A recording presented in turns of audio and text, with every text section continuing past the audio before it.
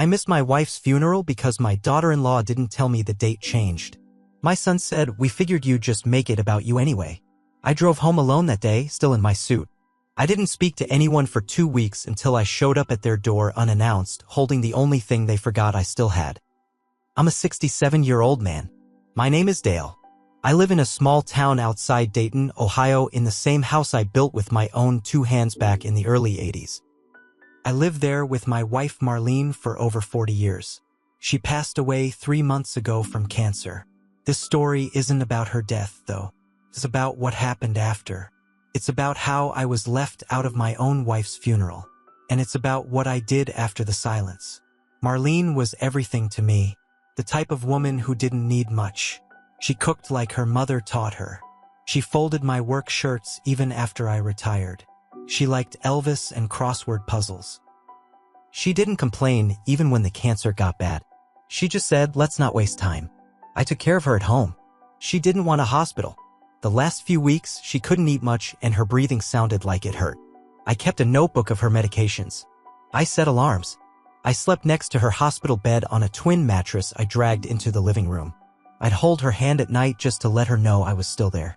The morning she died, I had stepped away to warm up her broth. She hadn't eaten in 2 days, but I thought maybe she'd take a sip. I remember humming in the kitchen, trying to keep it together. When I came back, her eyes were open, but she wasn't there anymore. I dropped the bowl. It shattered on the tile. The hospice nurse came in a minute later. She said it looked peaceful. I don't even remember what I said. I just remember falling to my knees. My face hit the mattress where I'd been sleeping. That's how they found me. I don't cry often. I was raised by a steelworker who thought crying was for soft boys. But I cried like a child that day. I couldn't stop. Ryan, my son, came later that day with his wife Jenna. They were calm, too calm. Jenna hugged me like I was her boss at a job she wanted to quit. Ryan patted my back, said he'd take care of everything. I didn't have the strength to argue. He said the funeral would be Saturday, 11 a.m. at St. Luke's. I said okay. I told Marlene's sister, her cousin Fran, even our neighbor Doris. We all marked our calendars.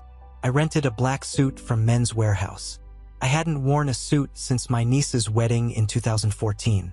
This one itched, but I put it on, shaved, and even polished my old black shoes. Saturday came. I got there early, 10:45. Parking lot was empty. I thought maybe I'd gotten the time wrong. I walked in. A janitor was vacuuming the side hallway. He looked at me and said, "You here for the Marlene Whitaker service?" I nodded. "Oh," he said, "that was yesterday. Real nice turnout." I remember standing there, staring at him, my hands going numb. I said, "No, it's today. My son said it was today." He looked sorry. That made it worse. I walked back to my truck like I was underwater. Sat there. Didn't even start it. Just stared at the steering wheel. Finally, I tried calling Ryan. No answer. I tried again. Straight to voicemail. I drove to their house. It's about 15 minutes away.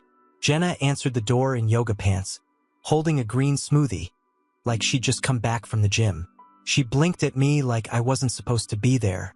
I said, "The funeral was yesterday?" Her eyes darted. "Oh, Ryan was supposed to call you." I didn't respond. She said, "There was a conflict. The priest had another service. We moved it to Friday. You didn't think to tell me?" I said, my voice shaking. Just then, Ryan walked into the hallway. He looked me dead in the eye and said, "We figured you'd just make it about you anyway." I didn't speak. I just turned and walked away. Got back in my truck. Still in my suit. The one I rented for nothing. My tie was too tight. My mouth was dry. I drove home and sat in the dark. Didn't eat. Didn't sleep. Didn't answer the phone. 2 weeks. I didn't talk to anyone for 2 weeks. I started thinking back. Remembering things I'd brushed off before. How Jenna never called me Dad. How she once whispered to Ryan when I asked to host Christmas one year, and then they made up some excuse and stayed at her parents' place instead. I remembered the birthday party where they forgot to invite me, then posted pictures online. I remembered how she always corrected me, even when I was telling stories to my grandkids. I remembered the time I gave them money for a new car, $5,000. Told them it was a gift. They bought the car and never thanked me again. I remembered it all. And I realized something: they didn't forget to tell me about the funeral. They didn't want me there. It was on purpose. That's when I remembered something important. Years ago, I bought a small cabin down near Hocking Hills. Real pretty spot. By a lake. Bought it for Marlene. Her dream was to have a little getaway spot. We only used it a handful of times before she got sick. Ryan and Jenna started using it after that. Without asking. They'd post about weekend escapes and cabin retreats. Jenna even did a photo shoot there for some brand deal she was doing on Instagram. I let it go. I figured maybe they needed a break. Maybe they were just young and didn't think. But I never transferred the deed. That cabin? Still in my name. Paid in full. I kept the papers in a leather folder in the back of my desk drawer. They didn't know I still had it. I waited until day 15. I shaved. I put the same suit back on. The one I wore the day I missed my wife's funeral. I grabbed the folder and drove to their house. When Jenna opened the door, she looked annoyed. She crossed her arms. "What are you doing here?" she said. Ryan showed up behind her. I held up the leather folder. "I came to give you this," I said. Her eyes lit up. She reached for it. I pulled it back. "No, not giving. Just showing." They stared at me. "I know you two have been using the cabin," I said. "And I know you think it's yours." "But it's not." Ryan said, "What are you talking about?" I opened the folder, pulled out the original deed. "In my name," I said. "Never changed. Never signed over. As of this morning, I've hired a realtor. The cabin's going up for sale." Jenna stepped forward. "You can't do that." "I can," I said. "And I will." Ryan's voice cracked. "That's not fair." I laughed. First time I'd laughed in weeks. "Fair? You left me out of my wife's funeral. You didn't even call. And now you want to talk about fair?" Jenna said, "You'd really take that place from your grandkids?" I looked her in the eye. "You already took something from me that I can't get back. This is me taking something you never really had." And I left. I got in my truck, folder next to me on the seat. I didn't cry. I didn't shake. I just fell quiet. And for the first time in a long time, I felt in control. After that day, I didn't hear from Ryan or Jenna for a while. I figured they were stewing. Probably thought I'd cool off and come crawling back. That I'd feel guilty and hand over the cabin just to keep the peace. They don't know me as well as they think. I kept pushing forward with the sale. The realtor, Sam, was an old friend of mine from church. I trusted him. I told him the truth. I didn't want a bidding war, I just wanted it gone. I didn't care if it sold for below value. I just didn't want my son or his wife setting foot on that land again. Sam drove out there, took pictures, listed it online. Within 2 days, we had interest. That's when things got worse. On the third day after the listing went live, I drove out to the cabin to grab some of Marlene's old things from the closet. She kept a shoebox full of photos and postcards from trips we took in the 70s. I didn't want anyone else touching those. When I got there, the gate was open. That was strange. I'd locked it with a chain just 2 weeks ago. Then I saw tire marks. I stepped inside, and the place was trashed. Cushions ripped, cabinets open, beer cans everywhere, broken glass in the sink. A candle burned into the kitchen counter, and in red marker on the fridge, "Die slow, old man." I stood there frozen. This wasn't just kids or vandals. This was personal. I called the sheriff, filed a report, took pictures, but I didn't name names, not yet. The officer, Deputy Myers, said there'd been no break-in sign, no camera footage, just unfortunate damage. He said, "You got anyone who might want to hurt you, sir?" I said no, not hurt me, just punish me. He raised an eyebrow but didn't push. I didn't have proof, but I knew who it was. Ryan always had a temper. He used to punch walls when he was a teenager. He once knocked over his best friend's mailbox because the kid kissed the girl Ryan liked. Jenna? She didn't yell, she calculated. If Ryan was fire, Jenna was ice. The kind that slowly cracks the foundation. They did this. Or had someone do it. I drove home that night without the shoebox. I felt sick, angry, humiliated. But something changed in me that night. I wasn't going to be quiet anymore. The next morning, I went to the bank. I had a meeting with a lawyer by noon. By 4 p.m., I changed my will. Everything, and I mean everything, was now going to a trust in Marlene's name. Not for Ryan. Not for Jenna. Not even for the grandkids. Not unless they earned it. The cabin sale would go through. The money would go into that trust. And then I made one more move. I drove to Ryan's house, parked across the street, waited. When Jenna opened the garage to back out, I walked across and stood in her path. Calm, still in my suit, holding the same leather folder. She rolled down the window, eyebrows raised. You need to leave, she said. You're harassing us. No, I said. This is me warning you once. I'm done being polite. She laughed, but it sounded nervous. You broke into the cabin. Prove it. I leaned down. I don't need to. I just need to make sure you understand one thing. You think you took everything from me? You didn't. You just reminded me that I still have something worth protecting. Her face shifted. The mask cracked. Stay out of my life, I said. Or the next person I talk to will be your HOA, your employer, your family. I know things, Jenna.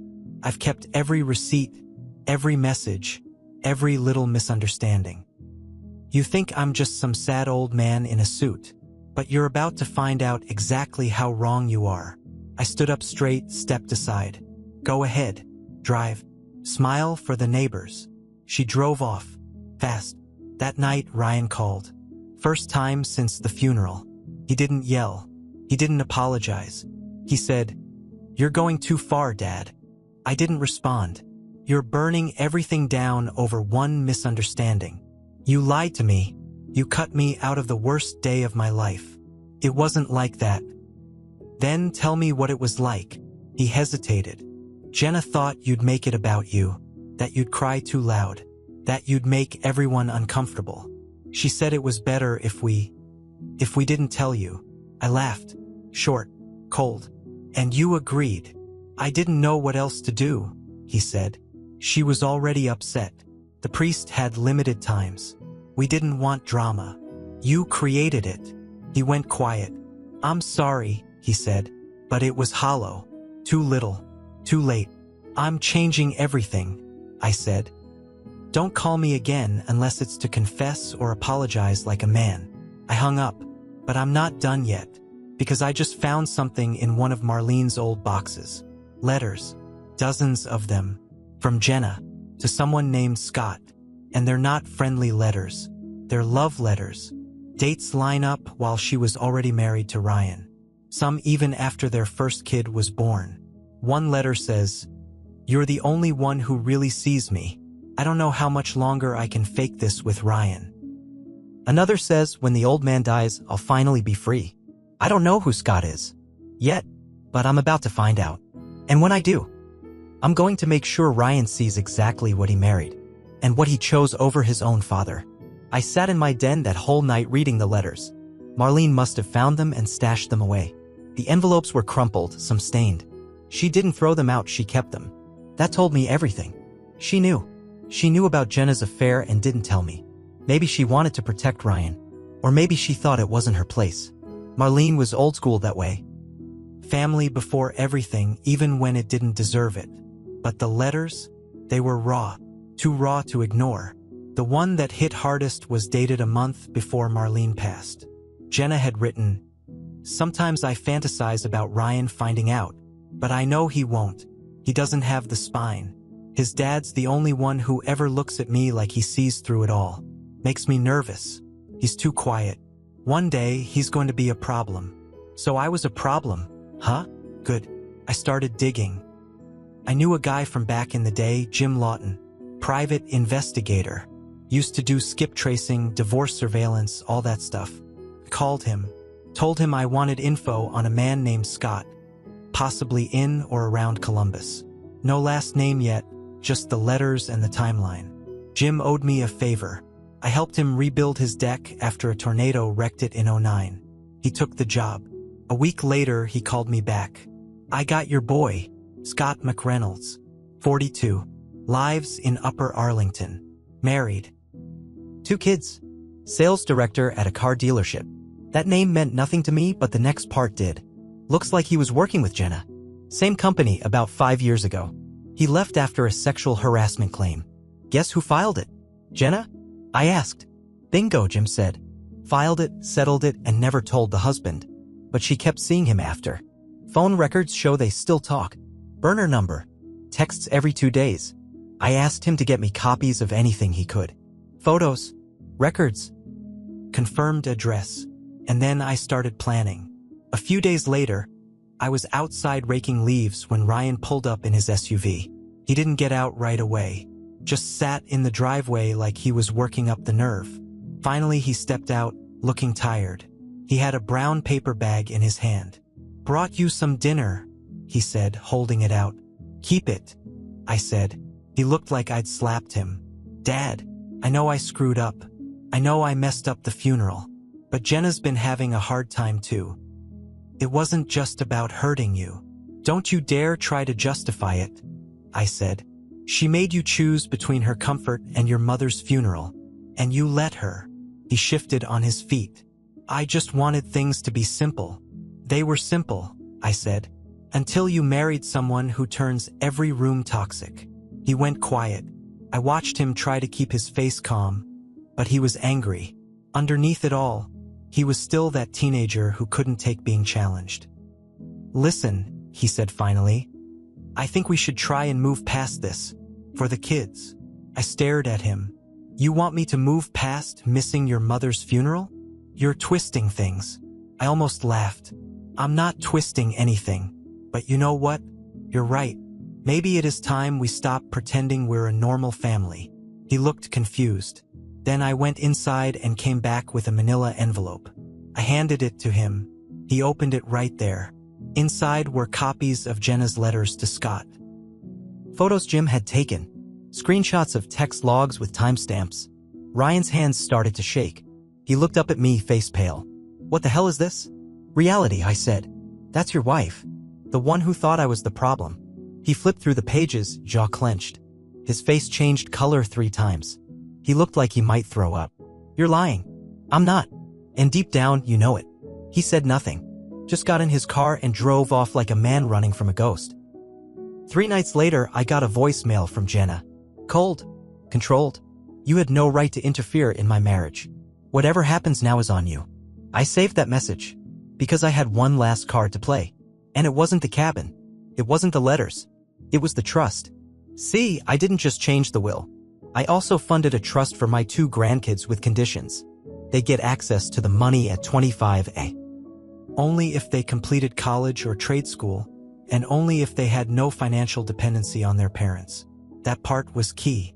If Ryan and Jenna divorced, and Jenna tried to squeeze money through the kids, she'd get nothing. If Ryan came begging later, he'd get the same thing he gave me after the funeral. Silence. But then came the biggest twist. A knock on my door. Late afternoon. It was Jenna's father. I hadn't seen him in 6 years. His name's Martin. He's a retired banker. Dry as toast. Always looked through me like I was a mechanic changing his oil. Now he stood on my porch holding a folder. "I think we need to talk," he said. I let him in. We sat in the kitchen. He didn't touch the coffee I poured. He opened the folder and slid over something that made my skin crawl. It was a copy of another will. Dated 4 years ago. Signed by Ryan. Co-signed by Jenna. If I died, the cabin and all assets attached to it were to transfer directly to them. With forged consent. Martin said I found this in their filing cabinet. I didn't sign it. But someone did. Looks like they'd been planning this for a while. I sat still for a long time. Martin cleared his throat. "I don't approve of how you've handled things, Dale. But my daughter, she's not who we thought she was." He left after that. Didn't ask for anything. Just left me with the folder. And a very clear message. So now I know what they were really after. Not just silence. Not just control. They were planning for my death. And they planned it while Marlene was still alive. I should feel rage. I should feel hate. But all I feel is clarity. This isn't revenge anymore. This is justice. And I'm just getting started. I didn't sleep the night Martin gave me the forged will. I sat in my recliner, holding it under a reading lamp, rereading every signature. Someone had tried to mimic mine. They used my middle initial, which I never use on documents. That's how I knew it was forged. That and the signature looked like it was written by someone trying to look calm, not someone who actually was. They thought I'd die soon. They counted on it. Maybe Jenna even hoped for it. But I was still breathing. And I wasn't going to waste it. This was bigger than being excluded from a funeral now. This was betrayal on every level, legal, emotional, moral. So I stopped thinking like a grieving old man and started thinking like a builder again. You don't tear out rotten wood and leave the rest. You get the whole thing. You rebuild from scratch. That's what I planned to do to my family. First thing I did was hire a lawyer. A serious one. Named Angela Price. She wasn't cheap, but she had fire. She looked through the forged will and said, "This is jail time if we can prove intent." I said, "I don't want jail. Not unless they push me. I want ruin." She smiled. "Then we'll ruin them clean." She filed a fraud alert with the local authorities. Quietly. No charges yet, but enough to freeze anything they tried to move financially related to the cabin or my assets. Then I met with Sam, the realtor, and asked if he'd quietly let the buyers know the sale was back on and offer it to them for 10% less. In return, I'd ask one favor. They agreed. The new buyers? A couple from Cincinnati. Retired school teachers. They loved the cabin. And they agreed to let me gift a few final belongings from the property before closing. I knew what I was going to leave. 2 weeks later, the sale closed. I made sure Ryan and Jenna found out after it was done. Jenna sent one text. "You're disgusting. You're destroying your family over nothing." I didn't reply. Ryan sent nothing. Not a word. But that's not how this ends. Because I had one last move to make. I mailed copies of Jenna's love letters to Scott's wife. Not out of spite. Out of duty. The woman deserved to know. I didn't sign it. I didn't leave a return address. I just included a note that said, "You don't know me, but you deserve the truth." These were written while your husband was married to you. And while my wife was dying. 3 days later, Jim, the investigator, called. "You'll want to hear this," he said. Scott's wife had filed for divorce. Fast. Loud. Public. And she named Jenna in the petition as interfering third party. That meant Jenna's name. And her actions were now public record. Angela, my lawyer, made sure to quietly send the court filing to Ryan. Officially. As a courtesy notice. 1 week later, Ryan showed up again. No car. Just walked up the driveway like a lost dog. I stepped out onto the porch. He looked thinner. Older. Less certain. "Dad," he said, voice cracked. "It's all falling apart." I said nothing. "She's leaving, Jenna. She's taking the kids. Says I embarrassed her." "You embarrassed yourself." He wiped his face. "I didn't know. About Scott. About any of it. You knew what kind of woman she was," I said. "You just didn't care. Not until she turned it on you." He dropped his hands to his sides like he'd been shot in the chest. Then he sat on my front step. For a long time, we didn't talk. Finally, he said, "What do I do now?" I looked at him. My son. The boy I raised. The man who stood by and let me miss my wife's funeral because his wife thought I might make it about me. I sat down next to him. "You start over. From the bottom. Like I did. Like your mother did. You stop blaming people. You stop excusing betrayal because it's convenient. And you ask yourself why the only person still talking to you is the one you cut out of everything." He didn't say anything. Just nodded, staring at the ground. "I'm not giving you money," I said. "I'm not giving you the trust. But I'll give you advice. If you want it, you come here once a week. You rake leaves. You clean the gutters. You help fix the porch. And while we work, I'll talk." "Talk about what?" "About how to be a man. For once in your life." He nodded. Slowly. Like a man carrying something heavy on his back for the first time. Jenna tried to sue for defamation. It didn't stick. The letters were real. The affair was real. The forged will was real. Eventually, her name got dropped from her influencer brand deals. Word got around. Quietly. But it happened. She moved in with her sister across the state line. Ryan stayed in town. Rented a small apartment. Lost the SUV. Started working construction where I started. And me? I kept the trust locked up. Still in Marlene's name. Still for the grandkids. But with one added clause now, if they ask about what happened when they're older, they get the full story. In writing. Every letter. Every photo. Every document. Not out of spite. Out of truth. They deserve to know what betrayal looks like. And what not standing up for your people costs you. And that's the end of it. I missed my wife's funeral. I grieved in silence. I came back in a suit holding the only thing they forgot I still had, my strength. And I used it. Not to scream. Not to beg. But to end the game they started. Clean. Cold.